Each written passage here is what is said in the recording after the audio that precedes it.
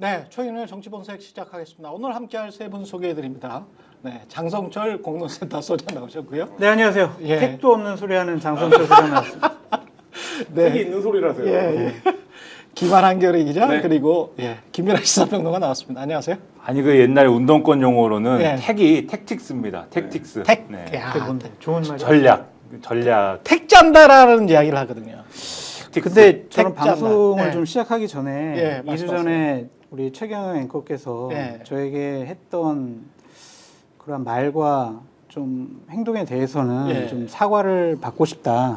그런 생각을 하면서 음. 오늘 좀 방송을 나왔습니다. 예.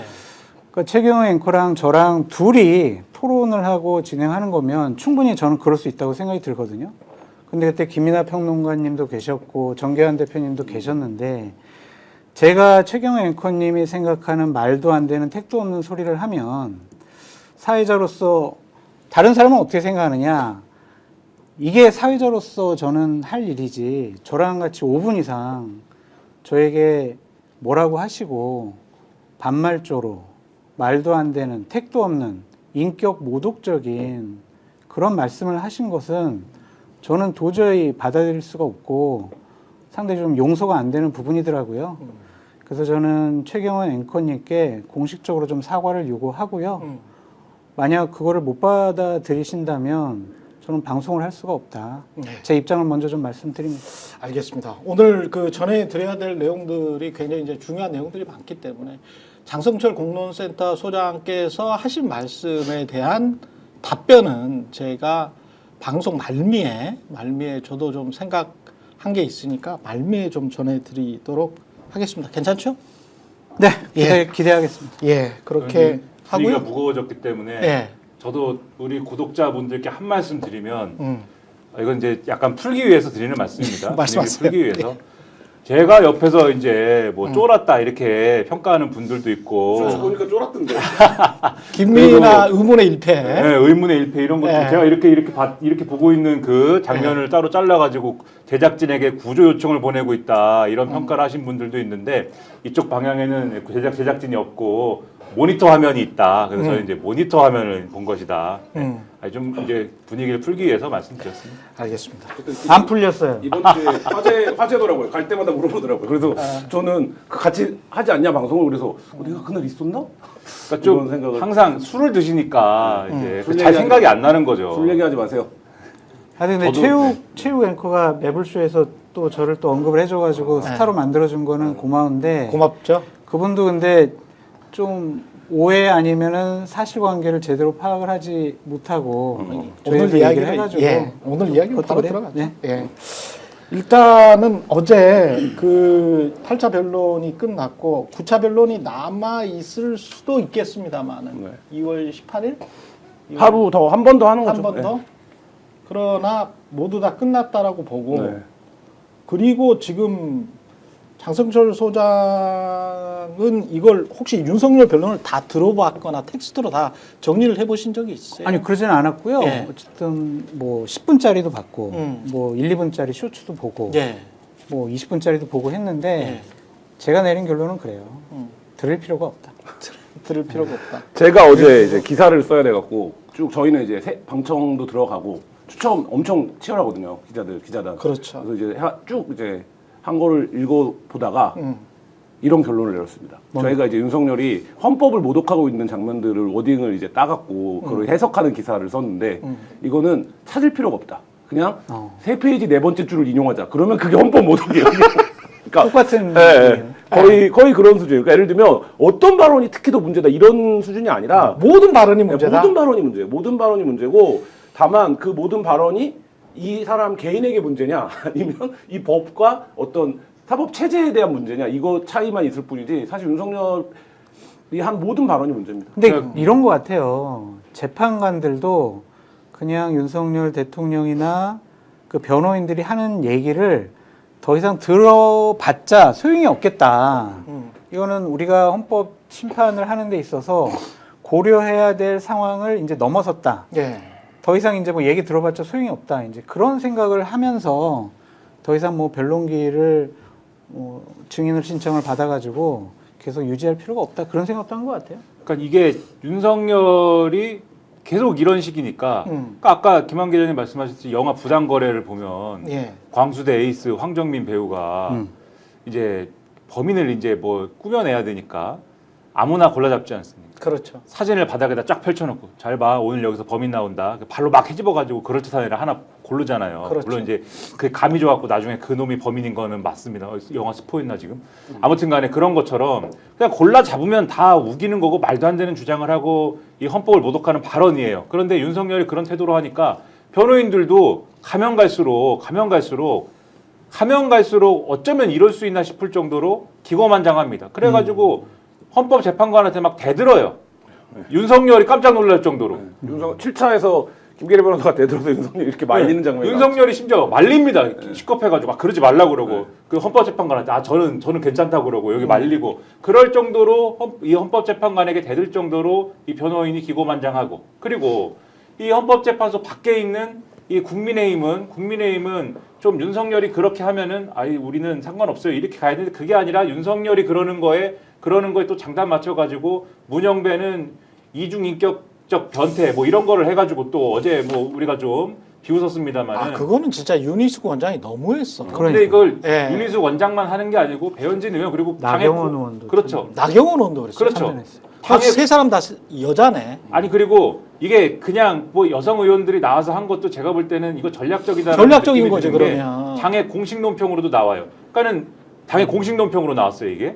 안민영 대변인. 그렇죠. 헌법재판관을 이제 헌법재판소를 완전히 흔들어야겠다라는 걸로 이런 모드로 나오면서 심지어 그런 문제 제기까지 하는 거고 그 다음에 이런 얘기들을 하면서 뒤에 한참 뭐 말씀하시겠지만 홍장원 1차장 흔들고 누구 흔들고 말도 안 되는 침 잡아서 쭉 흔드는 걸 하면서 조선일보 같은 신문 제가 항상 말씀드립니다만 특정 언론은 이렇게까지 말씀드리고 싶지 않은데 네. 제가 막 내란일보다 이렇게까지 최근에 계속 말씀드리고 있는 게 내란일보가 맞는 것 같아요. 그렇죠. 이렇게까지 예. 말씀드릴 수밖에 없는 게 이런 말도 안 되는 트집과 말도 안 되는 얘기들을 모아서 헌법재판소가 정말 공정하지 않은 어떤 절차를 진행하는 것처럼 이런 식으로 보도를 계속하면서 이유를 계속 만들어요. 그럼 이거를 극우 유튜브와 극우 지지 집단은 또 헌법재판소가 완전히 지금 윤석열을 억울하게 탄핵하는 것처럼 몰아가가지고 불복 분위기를 막 키우고 있는 이게 사이클을 지금 만들어 놓은 거거든요. 그러니까 이게 굉장히 악랄한 구도로 가고 있는 이 상황이 굉장히 개탄스럽다라는 거죠. 어제 정영식 판관이 마지막에 윤석열 측 대리인단한테 질타를 했어요. 신문 그렇게 하지 마라. 근데 이제 그게 저는 정영식이 이쪽에서 기대하고 있는 재판관 아닙니까? 5대3이 나면 정영식 류들이 우리를 구해줄 거야 라고 기대를 하는데 제가 재판 보면서 그 변론기를 보면서 정영식 재판 여러 번 그랬어요. 그러니까 한 번 그런 게 어제 화제가 됐는데 그런 게 아니라 말을 끊는다든지 윤석열 대리인 측에 그러니까 정영식 재판관도 이 답변이 변론이 무의미하다는 수준인 거를 알아요. 제가 그게 몇 차인지 기억이 안 나는데 지금 윤 측의 전략은 4가지 얘기만 계속 하는 거예요. 맞아요. 인원 요원 이게 첫 번째고 그 다음에 국회의원 끌어내라고 한 적 없다. 이게 두 번째고 세 번째가 그래서 내가 끌어내라고 지시했냐 안 했냐. 내가 했냐? 나 안 했잖아. 요거 싸우는 거고 그다음에 마지막이 이제 체포명단이에요. 체포명단이 어떻게 된 거냐. 요 4가지인데 지금 윤석열이 직접 출석하고 3차부터 8차까지 사실상 이 변호인단의 전력은 이 4가지만 얘기만 하는 거예요. 근데 지금 내가 예를 들었지만 지금 인원 요원이 맥락적으로 의미가 있습니까? 사실 그러니까 이 말이 윤석열 말이 맞다고 쳐요. 윤석열 신문이 변호인단 말이 맞다고 쳐요. 자, 국회의원 끌어내라고 하는 거 그날 우리가 다 본 장면이잖아요. 그러니까 이건 이미 12월 3일 날 기각된 게 3개예요. 앞에 거. 그러니까. 전 국민이 본 게. 예. 하나 체포명단인데 어제 얘기하다가 그걸 갖고 6차, 7차를 싸우다가 어제 듣기가 무슨 얘기까지 나왔습니까? 홍장원 술 먹은 거 아니야까지 나왔어요. 근데 누가 그러더라고. 다른 사람은 그런 얘기 할 수도 윤석열은 그런 얘기하면 안 되지. 김한 기자님 말씀하신 4가지의 마지막 결론이 있잖아요. 윤석열 대통령이 한 아무 일도 일어나지 않았는데 뭐가 비상계엄이고 뭐가 내란이냐 그렇죠. 이런 식으로 얘기를 하는 거 보면 저도 막 계속 그분들이 하는 얘기를 쭉 들어보고 어떻게 좀 반박을 하고 좀 비판을 할까 했는데 결론은 그거였어요. 짜증나가지고 더 이상 비판할 필요도 없겠다. 그런데 이게 이제 7차 변론 때부터 이미 뭐 그 전부터 마찬가지였습니다만은 조선일보도 그래서 타협 이야기를 묘하게 했잖아요. 그제쯤에. 그리고 오늘 민주당의 김민석 의원이 왜 갑자기 하야 이야기가 나오냐. 그리고 조상호라고 국회의장실에 법률비서관으로 있는 사람이 있습니다. 네. 예, 이 사람 변호사인데 하야를 하면 어떻게 되지 법률적으로 요걸 쭉 정리를 해놨더라고. 근데 이 하야가 되는 건지 안 되는 건지도 정리를 해놨어요. 왜냐면은 하야라는 게 이게 내 그만둘래라고 하면 그 소속 기관의 장한테 그만둘래라고 이제 사직서를 내는 거잖아요. 근데 대통령은 사직서를 낼 곳이 없는 거야. 국민들한테 내면 되는 거 아니에요? 그렇죠. 근데 그 국민들한테 낸다는 게 국회밖에 받아줄 데가 없는 거예요. 그렇게 이제 법률비서관이 국회의장 법률비서관이 해석을 해놨더라고. 그래서 결국은 국민의 뜻이고 국민의 뜻은 지금 대리하는 곳은 국회밖에 없으니까. 그러면 이제 국회에다가 사실을 내는 거고 그렇게 되면 이제 국회에서 이걸 받느냐 마느냐. 그래서 조선일보가 그 이야기를 한 거야. 민주당이 타협해 주라 라고 한 게 본인들은 아마 1, 2주 전부터 하야 생각을 하고 있었던 것 같아. 윤석열 측에서요, 아니면 조선일보에서? 조선일보의 솔루션인 거죠. 조선일보의 솔루션이지. 이거는 결국은 이제 보수를 지키려면 맞아요. 조선일보는 어떻게 하는 게 가장 보수의 어떤 그 주류 세력을 보존하고 다음 단계로 이전할 수 있는가에 관해서는 가장 잘 아는 집단이잖아요. 그렇게 보여져요. 네. 그러니까 탄핵 심판에서 인용이 되면 음. 윤석열 대통령이나 국민의힘 측에서는 반발이 강할 거고, 그러면 그걸 극렬하게 지지하는 사람들은 거리에서 투쟁을 할 것이고, 그럼 대단히 폭력적인 행위로 나타날 거잖아요. 예. 그러면 국민의힘은 대선을 치를 수 없을 만큼 완전히 엉망진창이 될 거란 말이에요. 그거보다는 차라리 윤석열 대통령이 담담하게 자신의 의견을 밝히면서 하야하면 지지층도 좀 냉정함을 그나마. 되찾고 아, 좀 대선을 준비할 수 있는 여지를 남겨둘 수 있다. 그렇지. 국민의힘 입장에서 네. 그래서 좀 괜찮은 후보를 내세워서 정권 재창출로 가자. 그러니까 윤석열 대통령 당신 하야하는 게 낫겠어 라고 양상훈 칼럼니스트가 그렇게 좀 주장을 한 것이 요 아니에요. 얘기를 조금 정리를 하면은 조금 더 이제 덧붙여서 말씀드리자면 장 소장님 얘기에 조금 살을 붙이자면은 그런 얘기인 것 같아요. 지금 탄핵이 인용된 상태로 국민의힘이 대선을 치르면 지지층 분열은 확실한 거죠. 그렇죠. 네, 최근에 이제 뭐 지난번에도 이 자리에서 얘기한 그 최근에 동아시아 연구원의 뭐 이런 조사 결과도 그렇고 윤석열 탄핵을 찬성하는 보수층이 있는 거거든요. 이건 윤석열이 잘못했다. 많아. 그렇죠. 보수층이 분명히 있는 것이고. 많아. 그런데 그런 사람들이. 화해가 안 되는, 이거는 윤석열은 탄핵하면 안 된다라고 생각하는 보수층도 분명히 있는 건데 네. 탄핵이 윤석열이 나는 탄핵이 되면 안 된다라고 지금 주장하는 상황에서 이거는 부당하다고 주장하는 상황에서 파면이 돼버리면 이 분열은 치유되지 않은 상황에서 대선을 치러야 맞아요. 되고 그렇다면 보수가 불리한 상황에 대선을 치러야 되는 건데 근데 이게 어쨌든지 간에 조선일보가 주장하는 대로 이 현실성 여부를 떠나서 조선일보가 주장하는 대로 윤석열이 나는 그냥 그만둘게요 라고 놔버리면은 그러면은 여기서는 어쨌든 보수층이 이 윤석열의 탄핵이 부당하다고 하는 측도 윤석열이 자기가 그만둔다는데 그러면 여기에 대해서 탄핵이 계속 부당하다고 얘기해봐야 요거는 이 쟁점을 이제 넘어갈 수가 있게 되는 거지 않습니까? 그렇죠. 본인이 그만둔다는데 그리고 윤석열 탄핵은 해야 된다라고 생각하는 사람들도 이제 본인이 그만둔다고 했으니까 다음 쟁점으로 넘어가자 이렇게 될 수가 있는 거고 국민의힘도 지금까지 계속 이 헌법재판소가 불공정해요 뭐 이런 쟁점에 매달려 왔지만은 이제 자기가 그만둔다고 했으니까 다음 쟁점으로 넘어가고 이런 게 맞아요. 정리가 한번 되니까 그러면 이 윤석열만 그만두면 보수가 하나로 뭉쳐가지고 이제 대선을 치를 수 있는 기반이 생기는 거죠. 그래서 조선일보는 지금 그러니까 조선일보가 그러니까 이제 이 참 어떤 잔머리라고 해야 될까요? 이렇게 웃긴 건데 지금까지 헌법재판소가 불공정하고 헌법재판소가 이게 아주 지금 잘못하고 있다라는 여론을 키워온 하나의 축이었잖아요. 그렇죠. 이 조선일보가 그러면서 탄핵을 인용하는 거에 대한 어떤 부당성 이런 거에 논리적인 어떤 근거들을 제공해 왔거든요. 조선일보가. 네. 그러니까 한쪽으로는 탄핵이 인용되면 보수층의 분열이 커질 것이고 대한민국 보수층의 분열이 커지는 거에 대해서 국론 분열도 커질 것이고 대한민국은 쪼개질 거야 라는 거를 한쪽에서 막 근거를 자기들이 만들어 놓고 그 다음에 야 이거 봐라 탄핵이 인용되면은 이 대한민국이 분열될 텐데 그거 그냥 놔둬서야 되겠어? 정치적 합의를 만들어보자. 한쪽으로는 또 이렇게 얘기하는 그렇죠. 요거를 하면서 물밑에서는 개선하는 거는 보수층의 분열을 최소화한다라고 하는 요 그림을 그린 것이다. 이렇게 생각이 결국은 됩니다. 대선 생각만 하고 있는 거예요, 사실은. 근데 네. 어제 이제 중대 결심할 수 있다라는 얘기가 나오면서 중대 결심이 뭐냐라고 했는데 뭐 그게 지금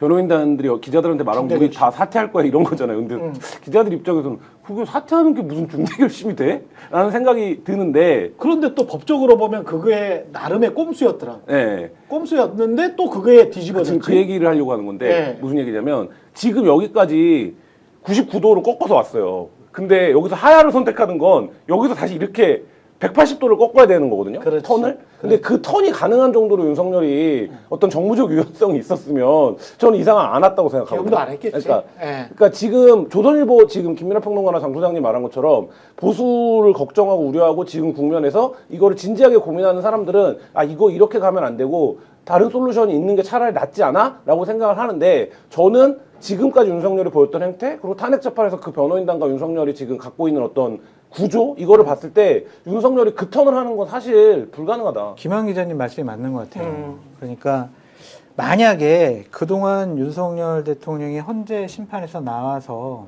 만약에 이래요. 아, 나 진짜 정말 부하들한테 몹쓸 짓을 했다. 저 부하들 잘못 없다. 다 내 잘못이다. 그러니까 저 부하들 여기서 증언을 하고 뭐 내란죄로 기소당하고 이런 것들 다 용서해주고 법적으로 문제없게 해달라. 다 내 책임이다. 그렇게 좀 입장을 견제해 왔으면은 다 내가 책임지고 하야하겠다. 이렇게 나오겠는데 지금 모습은 쟤네들이 잘못 알아들어서 그런 건데 근데 갑자기 나 하야할게. 이거는 좀 안 맞는 것 같아요. 예. 그래서 하야할 생각은 없지 않나 그런 생각이 듭니다. 턴이 불가능하게 빌드업을 해왔기 때문에 그렇죠. 여지도 사실 안 두고 다 부인해 온 거잖아요. 근데 그렇죠. 갑자기 이제 아 나 이제 탄핵 재판 너무 불공정해서 그냥 하야할게 이러면 사실 그거는 할 수 있는 선택은 아닌 것 같아요. 그래서 근데 이런 말까지 나오는 그래서- 이유는 예 말씀하십시오. 네. 예. 그래서 요 얘기 마지막으로 짧게만 덧붙이면은 네. 조선일보가 이 가능성이 없는데 굳이 이런 얘기를 한번 꺼내본 예. 그러한 생각의 아이디어의 원천이라든가 이런 거는 있을 거 아닙니까? 그렇죠. 제 생각에는 여전히 이제 그 뭐 한동훈 대표류의 이러한 어떤 가능성 이런 것들을 좀 가늠해 본 거 아닌가 이런 그렇지. 생각이 들어요. 한동훈 대표가 좀 이렇게 뜨려면은 아. 뭔가 이렇게 프레임 전환이나 이런 걸 해갖고 뜨려면은 이런 식의 뭔가 상황 전환이 있어야 되는 거잖아요. 이벤트가 있어야 돼. 그렇죠. 큰 이벤트가 있어야 돼. 그렇죠. 그래서 한번 꺼내본 이런 구도가 아닐까 이런 생각이 한동훈을 좀 듭니다. 밀어준다고요? 밀어준다기보다도 완전히 밀기 위해서 뭐 프로젝트를 시작했다기보다도 그런 가능성이나 이런 것들을 한번 생각해보기는 해야 되는 거잖아요. 조선일보도. 조선일보 그 논조를 혹시라도 보면 이길 수 있는 가능성은 김문수보다는 한동훈 쪽에 베팅을 하고 있는 것 같습니다. 조선일보 정치부 기사 보면 네. 묘하게 김문수에 대한 약간 비토가 있어요. 그렇지. 그러니까 지금 보수 네. 1위 주자인데 조선일보도 우리랑 똑같이 생각하는 거예요. 설마 김문수가 되겠어? 이 생각이 있는 거예요. 그래서 그렇지. 지금 이 구도로 지금 그 말을 받으면 지금 이 구도로 가면 그냥 어떻게 되더라도 필패인데 한번 이거를 흔들어야 되지 않아? 이런 생각을 해볼 수는 있죠. 예. 뭐 조선일보가 정치 플레이 하는 겁니다. 그렇죠. 예. 한동훈일 수도 있고 아니면 뭐 오세훈. 오세훈으로 해볼 수도 있고 예, 이런 그거는- 건데 단지 이제 오세훈 시장의 지금 스탠스가 이제 이상하기 때문에 제가 굳이 한동훈을 얘기한 겁니다. 오세훈 시장은 무슨 얘기를 하는지는 잘 모르겠으니까 한동훈으로 굳이 이제 표상을 해갖고 얘기를 한 겁니다. 오세훈 시장은 나오고 싶어 해요. 분명히 나오고 싶어 하고 그 메시지를 전달을 지금 이미 했고 사실은 지난해 1월인가 아주 저 정치 참모 중에서 대선 그러니까 선거 관련해서 이제 뭐 그 1인자 같은 사람 본인이 늘 데리고 다녔던 누구 있어요? 비서실장 같은 강철원? 이름을 들었는데 그 사람이 들어갔더라고. 지난해 그때- 1월인가 그래. 그 서울시에. 예, 서울시에. 그래서 그래서 이모 특보 얘기하시는 겁니다. 예. 이모 특보.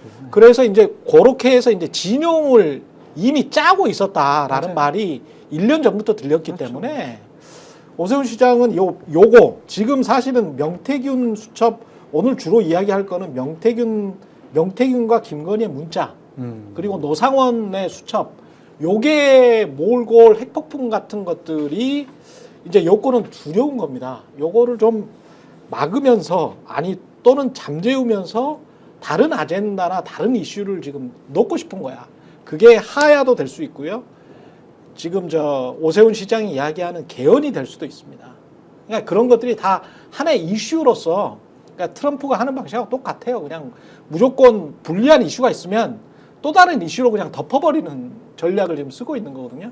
하야도 똑같은 거라고 보고 있고요. 덮일까 생각이 들어요. 그렇죠. 대형 사고를 쳐가지고 그렇죠. 그냥 뭐 하야 꺼내든 네. 개헌을 꺼내든 아니면은 지금 여론조사에서 앞서 나가는 후보가 아니라 다른 후보를 내세우든 그것이 과연 비상계엄 탄핵이라는 그 높은 산을 넘을 수 있을까 그런 생각은 좀 듭니다. 그 특히 오세훈 시장이 제가 무슨 말 하는지 모르겠다고 말씀드린 게 예. 그게 뭐 대선 도전에 대한 의지 문제가 아니라 자기 이렇게 판을 엎고 다른 판으로 도전하겠다라고 하는 거면은 자기 이슈를 가지고 돌파를 해야 되는 거거든요. 자기 이슈를 가지고 돌파한다. 저거는 오세훈 얘기다라는 게 이제 확 잡히는 그런 걸 가지고 계속 거론을 하고 있어야 되는데 처음에는 계엄에 반대한다 이래가지고 아 이게 뭔가 오세훈 한동훈이 같은 구조로 가는구나 이런 느낌이었는데 어느 순간부터는 이게 분위기가 달라지니까 이 윤석열이랑 같이 가는 분위기인가 이런 분위기로 한참 가다가 근데 최근에 이제 개헌 얘기를 하는데 또 개헌 얘기는 처음에 이제 이 물타기를 하고 싶었던 권성동 뭐 이분들이 처음에 예. 이제 꺼냈던 이슈이기도 한 거잖아요. 그러니까 사실 이런 것들이 최근에 개헌 얘기를 하면 또 여러 가지 쟁점들이 있지만 어쨌든 개헌 얘기는 처음부터 이 윤석열 측에서 또 꺼낸 쟁점 아니야? 라고 생각하는 맥락도 있는 거잖아요. 그렇지. 지금 상황에. 그렇죠. 이러다 보니까 네. 이게 오세훈 이슈냐 오세훈이 단독으로 지금 드리블하고 가는 이슈냐 이렇게 판을 뒤집는 이슈냐 이런 거라기보다는 방어적 이슈 아니냐 이렇게 비춰지는 측면이 있어가지고 그렇죠. 지금 이게 판을 뒤집어갖고 갈 것 같으면은 요런 거 가지고 이제 이 애매하게 줄타기 해가지고 이 가는 요런 걸로는 힘들지 않냐 그런 생각이 들어가지고 이제 지금 얘기하기가 어려운 부분이 있는 거 근데 아니냐. 이제 오세훈 시장은 지금의 스탠스는 전략적인 모호성을 견지하고 싶어 하는 것 같아요. 어느 쪽 손을 들어주게 되면은 경선에서 불리할 수 있고 또 본선에서 불리할 수 있기 때문에 양쪽의 줄타기를 잘하고 있다고 보여지고 개헌 문제, 권력구조 개편 문제를 얘기한 것은 저는 그 토론회를 통해서 보여주고 싶어 했던 게 있는 것 같아요. 지도부가 다 왔고 예. 48명의 의원이 그렇죠. 왔고 특히 나랑 공동 주최한 사람은 윤재옥이라는 사람 대구 경북에서 중진 의원이고 윤석열 대통령도 신임을 하고 있고 거기에 평판이 괜찮은 그런 사람이 내 옆에 있어. 나를 도와줄 거야. 나 자꾸 국회에서 오세훈 밀어주는 의원 없잖아. 세력 없잖아. 그것을 아니야. 나 되게 많은 사람들이 지도부들도 나에게 우호적이야. 그런 세과시성 토론회가 아니었느냐. 그래서 저는 개헌 문제 던진 것보다요. 그 세과시에 더 방점이 있지 않았느냐. 근데 제가 볼 때 오세훈의 운명은 남상권 변호사가 쥐고 있어요. 아니야. 그거 진짜 아니에요. 아니 근데 어쨌든 뻥카예요. 아니 이거 명태균 이야기는 좀 이따가 합시다. 어쨌든 예. 오세훈 얘기 나왔을까? 네. 근데 저희도 취재하다 보면 네. 그 얘기를 제일 싫어하는 게 그 오세훈인 거잖아요. 지금 명 입장에서. 그러니까 그게 뭐냐면 제가 볼 때 홍준표 시장 관련해서는 인연이 있고 친분이 있고 한데 결정적으로 뭐가 위법이냐 이거에 대한 얘기는 없는 것 같아요. 근데 오는 확실하다고 생각하는 것 같아요. 내가 볼 때. 그러니까 그리고 이미 계엄 이전에 나왔던 얘기들이 상당 부분 근래 선거잖아요. 그러니까 홍준표 지금 시장 나오는 거는 이 막 2014년 막 이런 선거까지 내려간다고요. 그렇지. 예, 근데 그렇기 때문에 저는 어쨌든 뭐 명 묻었다 이런 표현들 요새 쓰는데 명 묻었다. 예, 근데 오세훈이 과연 명을 털어낼 수 있을 거냐 이게 일단 1차적인 관건이라고. 털어낼 수 있습니다. 아무 문제 없습니다. 아무 문제 없다. 아니 근데 이거는 오늘 저 봉지욱 기자가 뉴스공장 나와서 한 이야기들도 있고 뉴스타파가 지금 계속 취재하고 있는 내용들을 보면 그리고 명태균 씨 쪽에서 계속 흘리는 내용들을 보면 털어낼 수 있을지는 모르겠어요. 그러니까 이야기는 그냥 지금 나온 대로는 이야기를 해봅시다. 지금 일단. 나오는 얘기에 따르면 네. 카톡 주고받은 카톡에 대한 수사 보고서를 만들어 놓은 게 있다는 거고 창원지검이. 그렇죠. 그 다음에 정치인들 중에 만들어 놓은 정치인이 있다는 건데 그러면 김건희 윤석열이 아니라고 하면 사실 오세훈 아니면 박한수겠죠. 그 저희가 취재했던 거에서 밀접도로만 따지면 그리고 그렇죠. 오세훈은 홍준표도 있잖아. 예, 네. 오세훈은 이미 뭐 과정들에 대한 보도가 됐고 돈이 있잖아요. 금전이. 그렇지. 그러니까 예를 들면 수사를 할 때 금전 거래가 있었느냐 여부 제일 중요한데 중요하죠. 오세훈 쪽은 이미 금전 거래를 인정을 한 거잖아요. 그게 내가 직접 준 게 아니라 측근이 준 거라고 하더라도. 그러니까 사실 이제 그 부분에서는 창원지검이 결국에는 뭐 수사 왜 안 하냐 이 목소리가 높은데 파면 결정되면 3월 초에 자기네들이 수사한 것들을 발표하기 시작할 텐데 그러면 지금 김건희랑 주고받은 카톡과 관련된 내용에 대한 수사 보고서 그게 이제 그 포렌식한 핸드폰과 USB에 들어있던 내용이라는 거잖아요. 그리고 이 USB는 지금 우리가 알고 있는 그 5월 9일날 통화 외에 김건희와 육성이 어제 남상권 변호사 말했다면 자기가 한 서너 개 들었다는 거잖아요. 그러니까 그러면 김건희 육성이 나올 거고 뭐 이런 것들이 지금 기다리고 있는 그 상황입니다. USB에는 오늘 봉지욱 기자 이야기를 들어보니까 그 USB에는 육성이 많지 않은 것 같아요. 진짜로 있는 거는 갤럭시 노트 10이라는 이 휴대폰이 대선 전부터 해가지고 2023년까지 썼던 휴대폰이네. 근데 그 휴대폰에 모든 게 다 있다는 거예요. 그 휴대폰에 모든 게 다 있다. 그리고 녹음까지 다 돼 있고. 근데 그게 원래 이제 본인들이 그 암호를 까먹어서 풀지를 못했는데 그걸 검찰이 풀었다. 봉지욱 기자는 확정적으로 그렇게 이야기를 했습니다. 검찰이 풀었고 그 모든 걸 검찰이 다 가지고 있다. 그리고 검찰이 그 모든 걸 다 가지고 있는 그 상황을 쭉 이야기를 하다 보니까 결국은 11월 상황이 용산으로 쭉 가가지고 그게 12월 3일 계엄으로 이어질 수밖에 없었던 그 상황이 된 것 같습니다. 최근에 제가 좀 말씀을 네. 드려도 될까요? 네. 그러니까 그러한 측면을 우리가 의심하고 추측하고 지금 수사 결과를 좀 지켜봐야 될 부분인 것 같고 오세훈 시장과 관련해서 문제가 되려면 두 가지의 축이 나와야 될 것 같아요. 하나는 아이고 그래 여론조사 좀 해줘요. 그거 나한테도 좀 보고 좀 해주고요. 여론조사 조금 좀 올려주세요. 좀 이렇게 그렇지, 조작 그렇지. 이런 게 이제 서로 주고받은 게 있느냐라는 하나의 축과 또 하나는 아니 조작을 할 필요도 없어. 왜냐하면은 네. 일단은 오세훈 시장은 저쪽과 거리두기를 완전히 했다. 내가 한두 번 뭐 한 거 외에는 전혀 뭐 전화도 없었고 뭐 또 없었다라고 했기 때문에 거짓말 논란이 바로 생길 수가 오케이. 있거든. 좋아요. 거짓말 네. 논란이 법적인 문제는 아닐 테니까 일단 그러한 축이 하나 나와야 되고 또 하나는 그 김모 씨라는 후원회장격인 사람한테 야, 명태균이 나한테 여론조사도 주고 많이 도와줬으니까 내가 직접 돈 주긴 그러니까 좀 당신이 좀 돈을 명태균한테 좀 쓰리 챙겨주세요. 쿠션으로.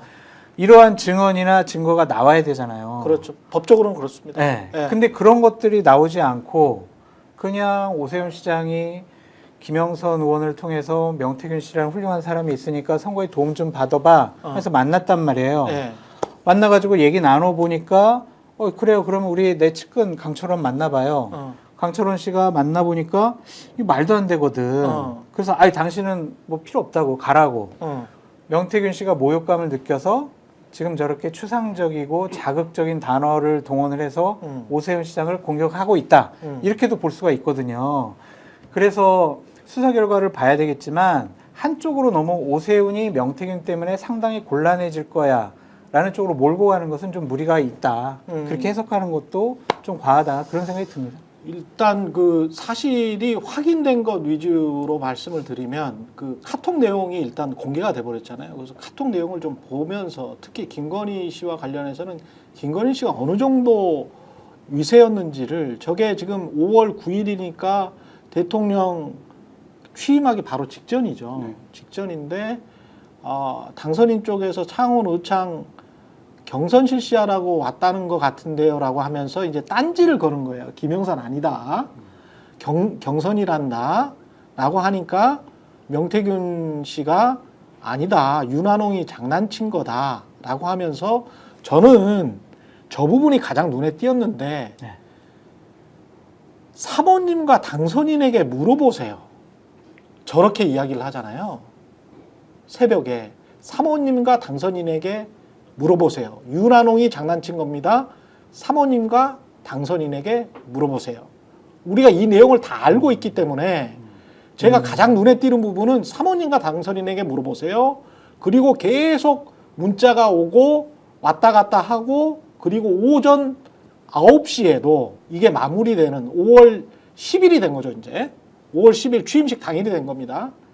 마무리되는 날에도 의문 나는 게 있으시면 사모님께 전화드리면 됩니다. 사모님이 대표님께 전화드릴 겁니다.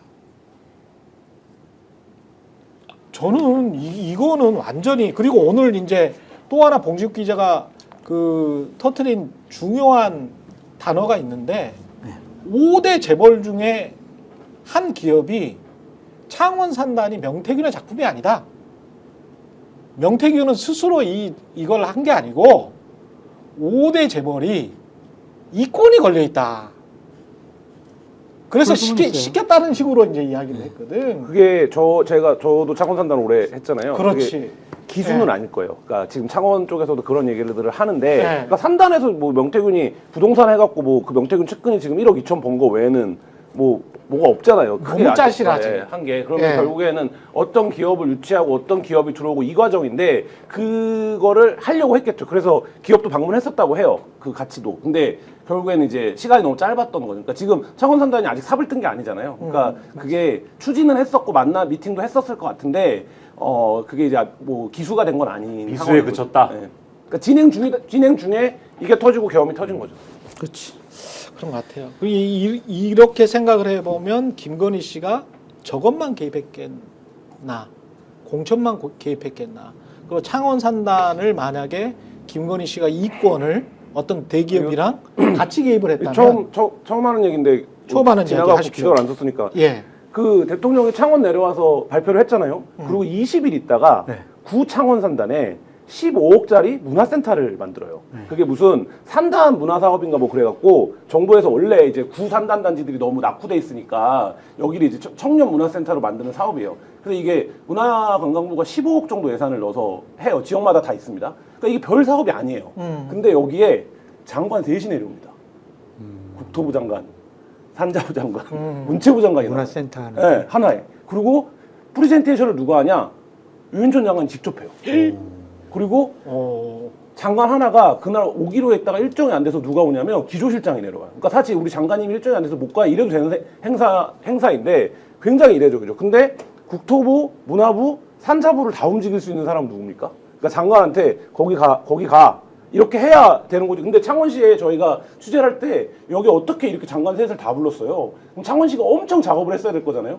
제발 좀 와주세요. 이렇게 창원시 잘 몰라요. 알아서 네. 네. 오신 거야. 그러니까 위에서 다 한 거지. 장관들이. 그러면 결국엔 그 장관 셋이 저 서울에서 400km 떨어진 창원에 문화센터 15억짜리 문화센터 오픈하는데 왜 다 내려왔냐. 그리고 거기서 윤천 장관은 왜 PT를 했냐. 이런 것들이 사실 굉장히 재미난 일이죠. 저게 2022년이죠. 2022년 5월 9일, 10일 이렇게 네, 되는 그렇죠. 거죠. 그렇게 되면 2024년 12월 3일 김건희와 조태용이 계엄 당일날 또 문자를 하잖아요. 국정원장과 문자를 하거든. 그러니까 당선이 되기 훨씬 이전부터 김건희는 모든 캠프에서부터 개사과도 지금 김건희 작품이라는 거 아닙니까? 그것 때문에 권성동과 크게 다퉜다는 거고 다퉜다? 권성동이 일방적으로 맞았겠지. 그러면서 예, 권성동에게 경로했다라는 거잖아요. 김건희가. 그러면 김건희는 어떤 특정 시점부터 상황으로서 군림하면서 국정원장과 계엄 당일 날에도 문자를 주고받는 민간인이에요. 저는 왜 진짜 소름 끼치는 상황인 거야 이게. 저는 수사기관이 이미 문자 내용 봤을 거라고 당연히 생각하는데 조태용 원장 나와서 얘기하기 뭐 하니까 어제 그렇게 진술했다고 하는데 비하폰도 문자 나올 수 있어요? 아니 봤을 거라고 생각해요. 그러니까, 아, 그러니까 그래요? 이제 말하자면 이게 흘러 나온 거지. 어떻게 알겠어요, 사실. 그러니까 하는데 조태용 원장이 직업이 국정원장이에요. 그리고 본인 주장에 따르면 아주 이례적인 일이었다는 거잖아요. 여사랑 문자를 주고 받은 게 별로 자주 하지는 안 않는다. 왔다 이런 거잖아요. 근데 그리고 그날이 개엄 날이에요. 와, 근데 문자 내용이 기억이 안 나. 대단하신 분이에요. 그렇지 문자 내용이 기억이 안 네. 나. 기억을 안 했으면 좋겠어요. 뭐 이거 아니에요? 그러니까 국정원장인데 자주 하지는 않았다는 거는 가끔 했다는 했다는 얘기잖아요. 했다는 얘기죠. 그러니까 이게 심각한 일이죠. 엄청난 겁니다 진짜. 계엄이 닥치는 날에 문자를 했다. 그러면 우리가 물론 여러 가능성을 고려를 해야죠. 그러나 일단은 둘 중에 하나일 거 아닙니까? 그 문자는 계엄과 관계가 있든지 계엄과 관계가 없든지 둘 중에 하나일 거 아니에요. 그렇죠? 계엄과 관계가 있으면 그거는 뭐랑 연결됩니까? 아, 이 불법적 비상계엄 선포는 김건희와 관계가 있는 거구나. 그렇죠? 그 생각을 할 수밖에 없잖아요. 지금까지는 김건희는 몰랐다, 김건희와 관계가 없다 이렇게 얘기를 했지만 그게 거짓말이구나. 그 생각을 할 수밖에 없지 않습니까? 그쵸. 아주 깊숙이 관계가 있구나. 이렇게 생각할 수밖에 없잖아요. 1번. 근데 2번, 계엄과 관계가 없는 문자다.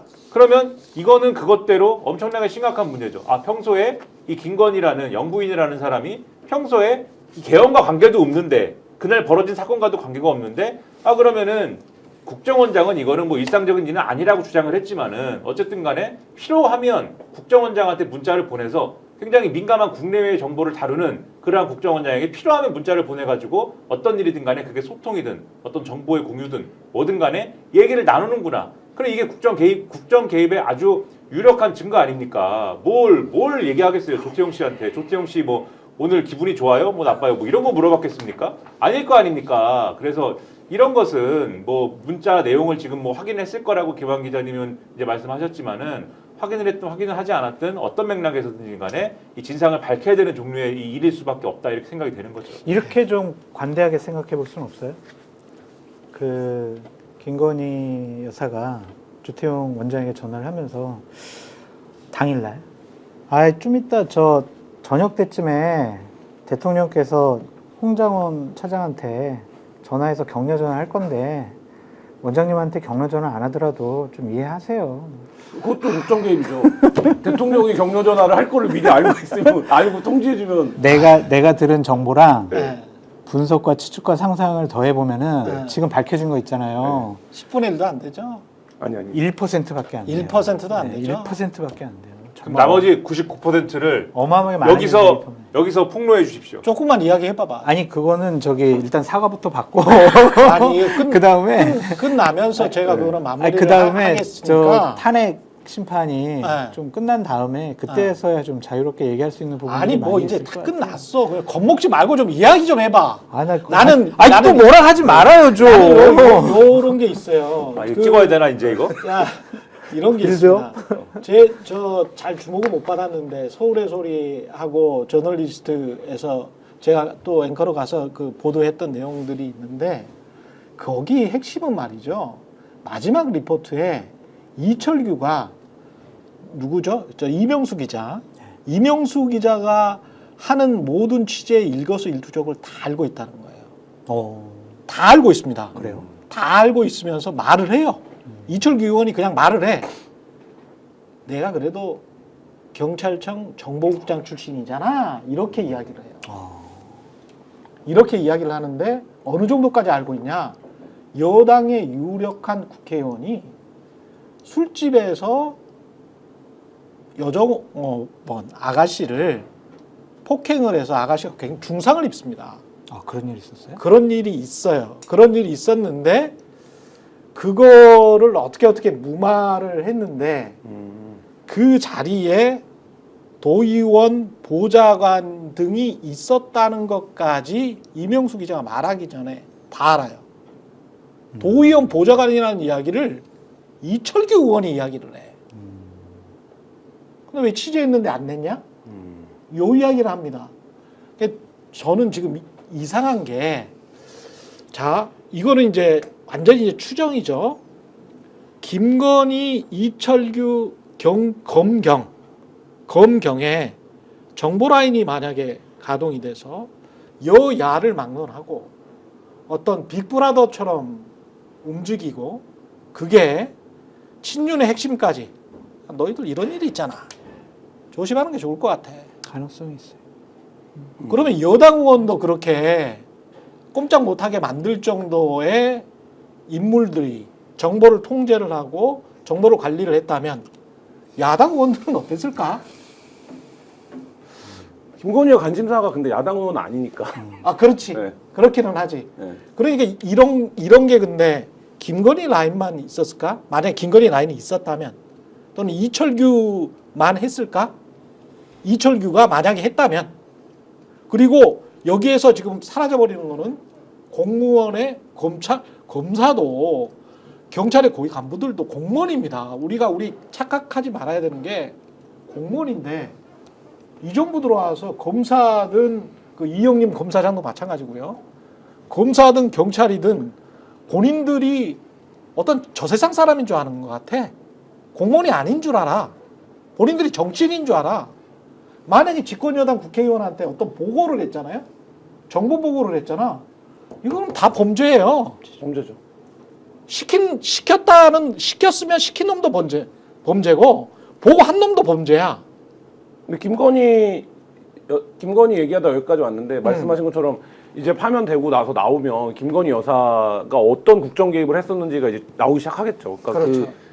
어떤 국정 개입이라고 특정을 하는 것 자체가 웃기다. 웃기다. 전반적. 그냥 국정 운영자다. 전반적. 네. 이렇게 봐야 되고 이게 끔찍한 현실이 아마 정권이 바뀌면 다 밝혀질 수도 있을 것 같습니다. 상상도 못할 일들이 많이 밝혀질 거고 예. 지금 알려진 거는 빙산의 일각도 안 된다. 그렇게 말씀을 드리고 나중에 한번 제가 말씀드릴 기회가 있을 텐데 김건희 여사가 윤석열 대통령을 어떻게 생각을 하고 있는지 본인 입으로 얘기한 한 문장이 딱 있어요. 그런 것들이 이제 나중에 다 밝혀질 겁니다. 예. 그때가 되면 저도 밝히겠습니다. 뭘요? 장성철 소장님한테 들어가지고 그냥 정리는 또 김혜가 잘합니다. 정리왕. 예, 잠시 광고 이어가겠습니다. 인터넷 신규 가입할 때 최대 48만 원이고요. 인터넷 가입과 동시에 현재 쓰고 계신 휴대폰의 통신사만 변경해도 추가 최대 30만 원. 정수기 렌탈 최대 30만 원. 무려 합하면 108만 원의 혜택을 3년마다 받으실 수 있고요. 약정 끝나셨다면 꼭 신청하시기 바랍니다. 현금 사은품 혜택 원치 않는다. 55인치 삼성 TV로 선택 가능합니다. 1670-2571 상담 받으시거나 네이버 인터넷 비교원 검색하시고 상담 신청하시면 됩니다. 상담할 때 스픽스톤은 최경련의 정치본색 유튜브 채널 말씀해 주시면 가입하면 현금 비밀 혜택과 함께 할수록 더 큰 혜택, 지인 추천할 때마다 최대 4만 원 모바일 상품권을 새 이벤트로 드리고 있습니다.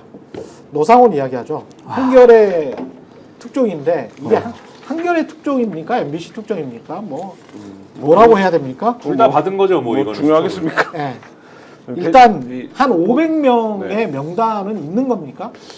제가 뭐 수첩을 직접 본 건 아니어서 저도 예. 어제 밤에 그 회사 집배신에도 보고 알아갔고 예. 근데 본 건 아니에요. 지금 나온 내용으로 따지면 구체적인 실명이 500개가 다 있는 건 아닌 것 같고 그러니까 이제 그 범위의 숫자는. 숫자만 있는 거 주로. 근데 너무 충격적이던데요, 내용이. 근데 이런 건 있죠. 그러니까 이것도 마찬가지인데 장 소장이 아까 한 맥락이랑 비슷한데 노상원이라고 한 개인이 막 망상을 해요. 내가 군사 SF 소설을 써야지 이러면서 막 자기 수첩에 메모를 했어. 그럼 뭐 이거 어떻게 할 수는 없는 거잖아요. 근데 지금 노상원이 진술을 뭐라고 한 거냐면 나는 이거 내용이 김용현이 말한 거 그냥 받아 적은 거야. 그렇지. 이렇게 얘기한 거예요. 근데 이게 김용현이 말한 걸 받아 적었다고? 그러면 완전 다르죠. 다르지. 다르고 그리고 지금 확인된 진술 중에 또 중요한 진술이 뭐가 있습니까? 박안수가 나와 있어요. 여기. 네, 김용현이 군 사령관들한테 뭐라 그랬어요? 노상원 지시가 내 지시라고 생각하고 그러니까. 하면 돼. 이 얘기를 했어요. 근데 노상원은 자기 수첩에 적혀 있는 내용은 김용현이 얘기한 거 내가 받아 적은 거다. 이렇게 얘기를 하고 있는 거거든요. 그럼 이 수첩 내용이 전파가 됐느냐? 그럼 이 수첩 내용이 실행이 안 된 건 우리도 다 알죠. 근데 그렇지. 어떤 준비가 있었느냐? 뭐 이런 것들이 지금 필요하고 엊그저께 그래서 나왔던 게 HID가 170불 옷을 샀는데 그거 왜 산 거지? 영화 촬영하려고 샀다면서요. 근데 그게 말이 안 되잖아요. 그 서명이 안 되잖아요. 근데 이제 그런 것들이 지금 밝혀져야 되는 부분들이죠. 몽골에서 정보요원들이 2명 체포됐다고 네. 풀려난 거 그것도 이상하고 정보사령관 소속이고요. 정보사령부 소속이고 그 다음에 저는 이게 쇼킹했던 게 수첩이 쓰여진 일시가 시점이 할 수 있는지는 모르겠습니다만 그 70쪽 정도에 되는 수첩이 어떤 거는 뭐 11월에 쓰여졌을 수도 있고요. 어떤 거는 12월에 쓰여졌을 수도 있지만 여하튼 여인형으로 출연되는 해가지고 방첩사령관이 얘네들을 체포할 때 어떻게 할 거. 그 다음에 박안수는 이름이 써져 있어요. 네. 자 그러면 계엄사령관이 정해졌다는 거야. 정해져 있었다는 거야. 박안수가 써져 있다는 거는 이거는 엄청난 거예요. 이 수첩은 일종의 그 마스터 플랜을 짜기 위한 그 아이디어 모음집이죠. 그렇죠. 그리고 이 수첩을 보면은 총선 전과 총선 후로 나뉘어져 가지고 지금 이 아이디어들이 써져 있습니다. 그렇다라는 거는 이 마스터 플랜을 만들기 위한 이 기획이 총선 전부터 있었다라는 걸 의미하죠. 그렇죠. 그러면 노상원이 혼자 집에서 이 애기보살 반지하에서 거기서 이걸 혼자 쓰겠습니까? 아무런 그 맥락과 지시도 없이. 그리고 이미 3월부터 김용현이 경호처장일 때부터 그 충성스러운 장군들의 모임이 시작이 된 거잖아요. 그렇죠. 그 수방사령관, 특전사령관, 그다음에 뭡니까 이 방첩사령관을 모아가지고 그 모임을 시작하면서부터 그 계엄 준비하는 모임 아니야 의심을 산 거잖아요. 거기서부터 이 3월 달인가부터 시작한 거 아닙니까? 그러면 그 모임을 그 시점에 했다는 것까지 고려를 해보면은 총선 이전부터 그 모임을 한 시점 이전이거나 그 시점부터 김용현과의 커넥션을 통해서 상원아 이것 좀 기획 좀 해봐. 앞으로 우리가 좌파들을 싹 몰아내고 나라를 새로 설계할 것이야. 그러니까 네가 이런 거 아이디어가 많고 나는 좀 저 무대 보니까는 네가 좀 나의 브레인으로서 설계를 해봐. 이런 게 있었을 것 같고. 그렇지. 그다음에 이걸 계속 이제 계획을 세운 것들이 지금 김한 기자님 말씀하신 대로 노상원 혼자 그냥 뭐 계획한 거예요로 끝나면은 그러면 죄를 다루는 데 있어서는 노상원 선에서 끝나거나 할 수도 있을지 모르겠으나 이게 마스터 플랜으로 아마 갔을 거라는 의심이 드는 얘기들이 아까 말씀하신 대목도 있고 최근에 보도 나온 그리고 윤석열 공소장에 보면은 노상원 파트가 따로 있잖아요. 노상원 파트가 그렇지. 따로 있어서 노상원이 하기로 한 역할이 있습니다. 계엄사령부가 구상이 되면은 합동수사본부를 꾸리는데 거기서 걔가 수사단장이야. 그렇죠.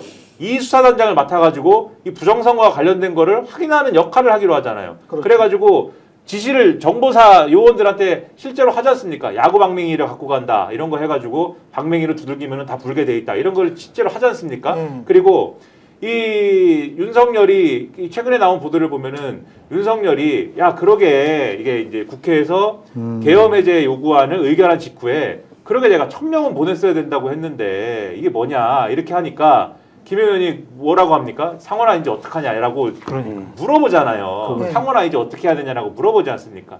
그러니까 계속 노상원의 이러한 뭐가 됐든 아이디어나 이런 것들이 계엄 선포하는 전후 과정에 계속 반영이 되었다라는 거를 드러내는 한마디 같아요. 이 얘기가. 상원은 어떻게 해야 되냐라고 하지 않습니까? 체포 명단 그 14명의 체포 명단도 이 500명 안에 있는 거잖아요. 그렇죠. 그래서 그게 합집합인 거잖아요. 그래서 그죠? 이런 걸 보면은 이 아이디어 수첩에 있는 상당 부분은 아마도 이후 구상이나 이런 데 반영됐을 가능성이 상당하고 또 준비 과정에도 반영됐을 가능성이 상당한데 그렇다면 지금 나온 내용 중에서 지금 추가로 밝혀야 되는데 못 밝히고 있는 내용이 아까 말씀하신 대북 공작이라는 게 있는 거냐. 지금 뭐 정치인 체포 이런 것들은 100%까지는 아니지만 한 그렇죠. 10%, 20%까지는 우리가 보고 있는 거지 않습니까? 예. 그래서 그런 건 줄기를 쭉 따라가면서 추가로 밝히면 되는데 대북 공작이라는 거는 뭐냐? 이거는 이제 아직 시작도 못한 단계니까는 요거를 봐야 되는 것이고 그 다음에 계엄 선포를 하고 난 다음에 어떻게 하려고 그랬던 것이냐? 이 노상원의 이 마스터 플랜을 만들기 위한 아이디어를 보면은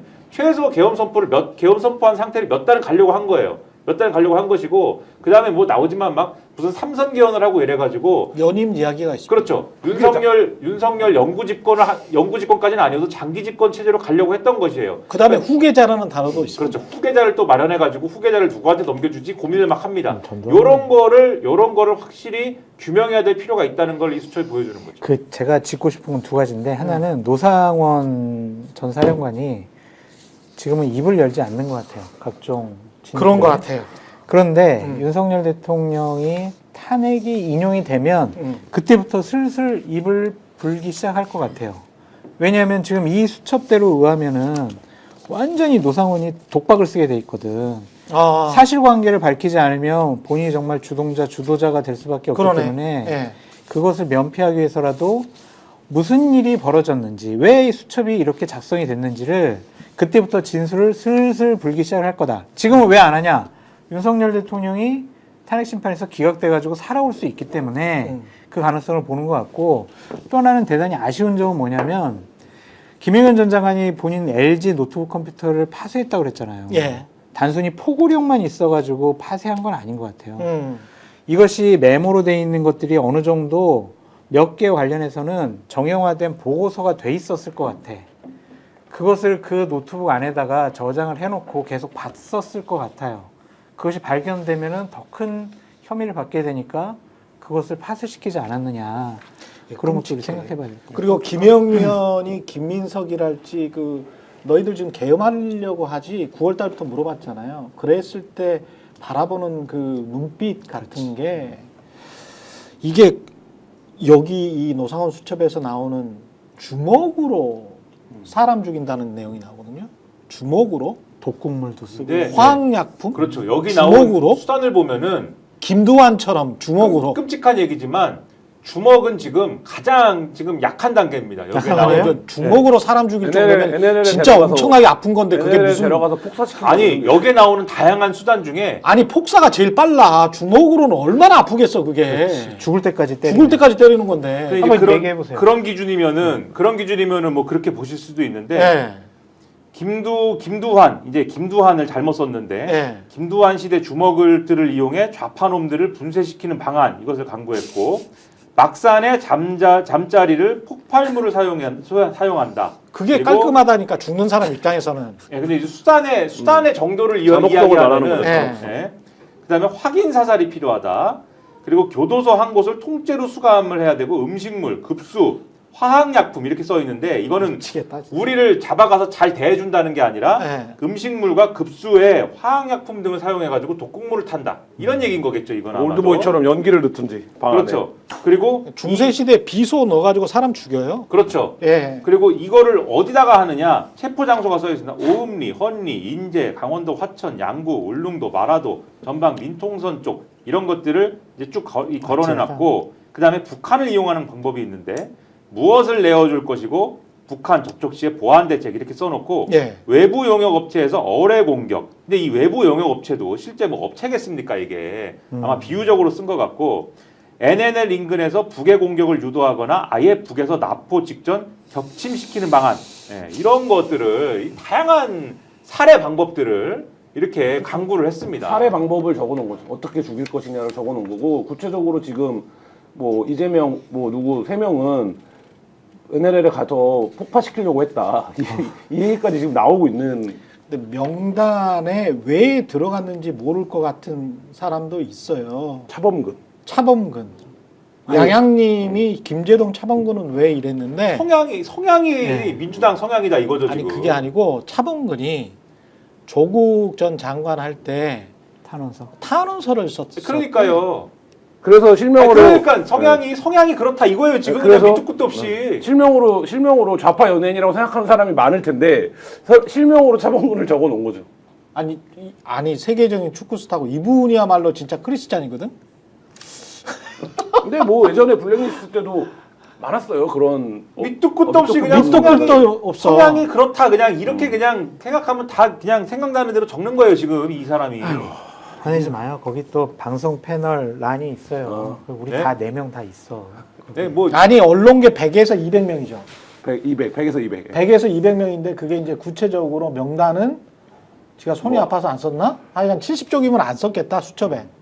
네. 수첩에 사람 이름을 100에서 200명을 쓸 리는 없거든. 그렇죠. 여기가- 자기가 근데 간음을 하겠죠. 네. 간음을 해봤겠죠. 그래서 대충 네. 이런 식으로 써요. 뭐 문대라고 써요. 문대. 문대? 아, 뭐예요? 문대 국정상황실장, 문대 아. 행정관, 뭐 문대 국정원. 그러니까 이게 그냥 고민정까지 다 들어가. 네. 고민정, 윤거령 다 들어가. 실명이 다 들어가고 뭐 전장현 막 그런 식이겠지. 문대 KBS 뭐 이렇게 쓰겠죠. 그렇게 쓴 거죠. 그다음에 좌파 방송사 간부들 아, 좌파 방송사 간부들. MJ를 말하는 거겠죠. 얘네 기준으로는. 문대 최강 시사 진행했던 사람 뭐 이렇게. 네. 그다음에 뭐 아, 윤 때도 했어. 봤어요? 촛불 집회 주모자들. 아. 그다음에 마지막에 이제 그 수첩 마지막에 있는 이름이 송영길, 서영교, 윤건영, 윤미향, 유시민, 김민석. 이게 이제 마지막에 적혀 있는 이름입니다. 끔찍하네요, 진짜. 끔찍합니다. 그러니까 이런 말도 안 되는 리스트를 만들고 어떻게 죽일까를 이 다양한 방법을 생각하는 이런 사람 이 자는 제가 볼 때는 제가 이제 심리학을 3학년 2학기 때까지만 했지만은 그 이야기 안 붙여도 돼요. 네. 사람들 다 외웠어 이제. 네. 외웠어. 3학년 2학기 네. 때까지밖에 안 했지만은 이거는 반사회성 인격 장애 한번 의심해 봐야 하고 그런 자의 어드바이스를 받아가지고 창원은 채용. 어떡하냐라고 얘기를 하면서 계엄 계획을 수립을 하고 실행을 했다라고 하는 것은 이것 자체가 총체적인 윤리적인 붕괴예요. 윤리 의식의 붕괴입니다. 이것 노상원이 자체가. 얼마나 호가호의를 했는지 돈을 받고 진급 야 너희들 뭐 승진시켜줄게 나한테 돈 줘 그래 돈도 받았어. 지금 돈도 받았잖아. 그러면은 야, 김영현은 다 내 거야. 김영현이 어차피 하잖아. 경호처장 때부터 그 이야기가 있었거든.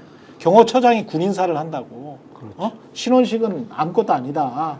그래서 신원식이랑 뭐 삐졌다. 서로 간에 싸웠다. 그런 이야기가 있었거든. 근데 이게 저는 금액 액수가 역설적으로 노상원의 파워를 보여주는 것 같아요. 아 그래요? 대령에서 별 달 때 500을 줬다는 거잖아요. 너무 싸다. 너무 싸요. 근데 너무 싸다.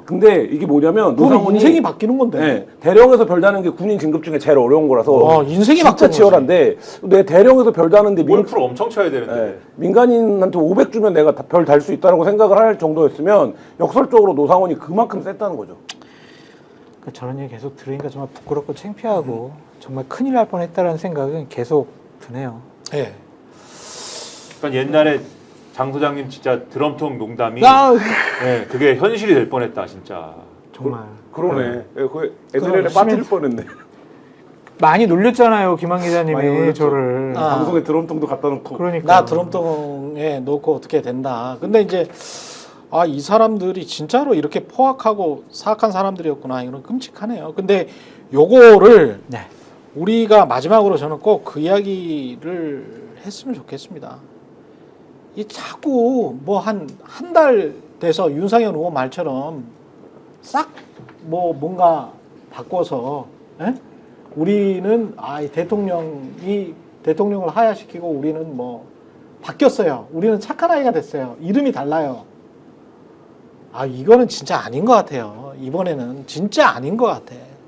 그냥 대통령 선거도 안 나오는 게 맞습니다. 사실은 국민의힘이 이제 해도 너무하는 거야. 국민의힘은 해도 만약에 오세훈 씨나 한동훈 씨나 누가 나온다고 하면 유승민 의원이나 누가 나온다고 하면 탈당해서 나오세요, 제발. 그래야 될 것 같아 나는. 저도 솔직히 그러한 판단에 동의를 하는 사람이에요. 그러니까 뭘 갖고 국민들께 표를 달라고 하겠느냐. 답이 없어요. 이 당으로 나온다는 거는 이거는 국민들을 진짜 모욕 주는 거야. 선거 모욕하는 캠페인은 거야. 유일한 게 하나밖에 없어요. 이재명 대표 대통령 되는 거 그거 보시겠습니까? 그거밖에 없어요. 자기네들이 뭘 하겠다라고 얘기할 수 있는 게 포지티브한 정책적인 그런 선거 캠페인을 하기가 불가능해요. 여기까지 하겠고요. 제 답변을 좀 이제 들으시려고 막 9,000명까지 모였네. 예. 제가 곰곰이 이제 그날 그렇게 제가 반응을 하고 생각을 해보니까 제가 조금 좀 과했다라는 생각이 듭니다. 특히 태도나 톤에서 패널한테 다른 사람이랑은 좀 달라요. 그러니까 제가 최강시사에서 하태경 의원이다. 누구랑 이제 뭐 싸웠다라고 일반적으로 싸웠다라고 하는데 현역 의원한테 질문을 했다가 그 사람이 화를 내고 저도 반박을 하고 이 과정은 제가 그 사람은 권력이고 저는 기자일 뿐이거든요. 그래서 제가 더 위협감을 느끼는 상황인데 제가 장성철 정치평론가에게 제가 진행자로서 위협적이지 않았나, 위협적인 톤과 태도로서 말을 하지 않았나, 화가 나서 저는 진짜 진심으로 사과드립니다. 감사합니다. 사과해 주셔가지고. 그래서 그런 부분은 제가 잘못한 게 맞습니다.